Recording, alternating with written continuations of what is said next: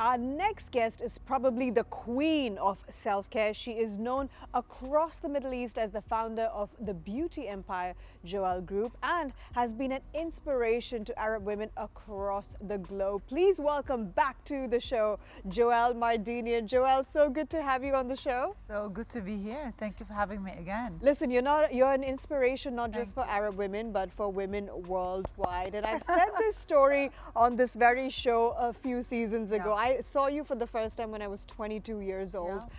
You had your own fashion label at the time, and I remember seeing you from a distance and thinking, I want to grow up to be like her. And here we are. Thank you. Joelle, why are you called the self-care queen? My God, maybe because I feel like I'm a one-woman show as well. So I try to do everything alone. I try to not to rely on anyone else. I try to be the best version of me, whether it's personally or my businesses. I try to always not just show the best image, but be the best image. Not just for the audience or for the fans, or just to always be good on the inside, on the outside, towards others. I like to, have that as a way of living throughout in my personal life, with my family, at work, in my career. And I like to self-care. I like to also reach to my insides and see if, I'm in pain, I'm not feeling well, and try to understand myself and what has driven me to be where I am. And to rectify as well, to become a better version each time. That's such an amazing mindset to have. And speaking of the self-care, we know that you have a more holistic approach. Was that always the case, or is this a new development? Well, not such a real holistic approach. I have been doing a lot of hair oils using garlic and onion. Hey, serums. Yeah, I did that the other day. But let's just be frank, the medical industry, especially in the beauty industry, is a multi-billion industry and is developing so quickly that even at Clinica Joelle, we cannot keep up. We're trying to keep up with the latest all the time. There are so many available treatments today that we didn't have a long time ago. I'm very, not jealous, but envious of the young men and women today that have so much that they can have done to look good for much longer, so they don't have to have anything drastic like a facelift maybe till they're 60 or 70, because what is available today in the medical industry is incredible. But we cannot become so shallow that we're only concentrating on that. We have to have that balance of, the holistic approach where we take care of things also mental. There's one thing I really want to talk about. You asked me before we went on air, you said, Joelle, what do you want to talk the most about? I think I want to talk the most about maybe mental health as well, which is not something that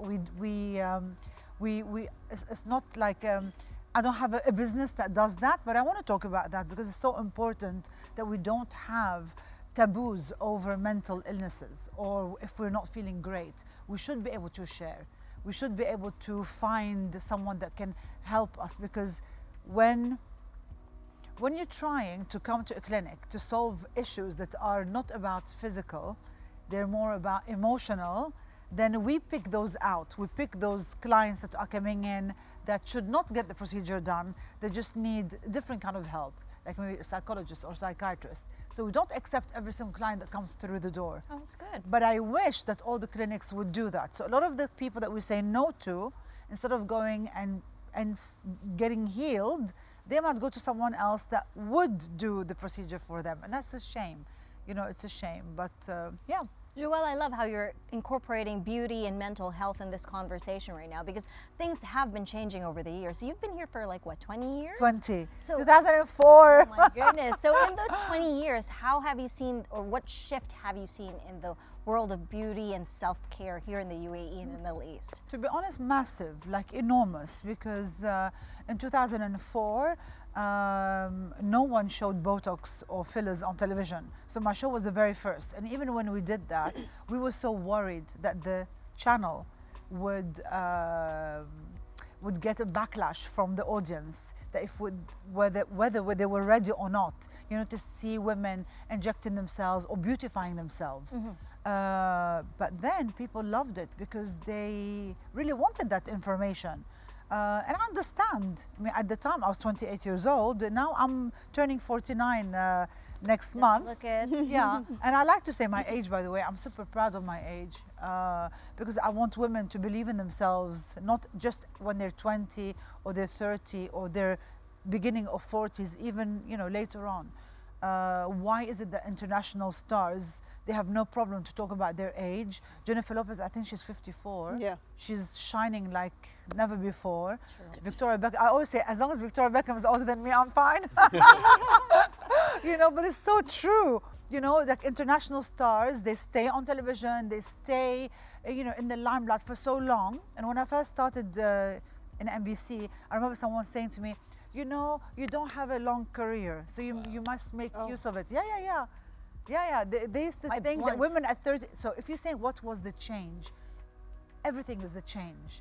The mindset of the people, if you really go back and think of what we used to hear back in 2004 or during that period, very different to how we all behave today. Today we are more accepting of many things, especially self-care, which also can be aesthetic. Now we're not frowning at women that get Botox done.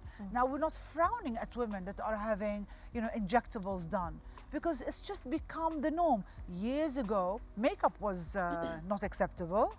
It was only for the showgirls, and then it became so normal that everyone uses makeup. Yes, things have definitely become more acceptable, and thank you for being one of the trailblazers who are normalizing aesthetic treatments, because if we as women, we should have full control over our bodies and our appearance, and if we want to get something done, we should feel free to do so without the judgment of it all. Now, Joelle, at the beginning of the show, we were discussing our, what do we like about self-care, what do we not. I personally don't enjoy the bits like having to get nails done and hair done. Neither. If you said, do you enjoy some of the processes, or what would you say are the ones you absolutely hate, but you have to I hate needles. I mean, I hate needles. Even this morning, I was talking to myself whilst getting my makeup done, because yesterday the manager at Clinica, she said, Joelle, you need a Botox.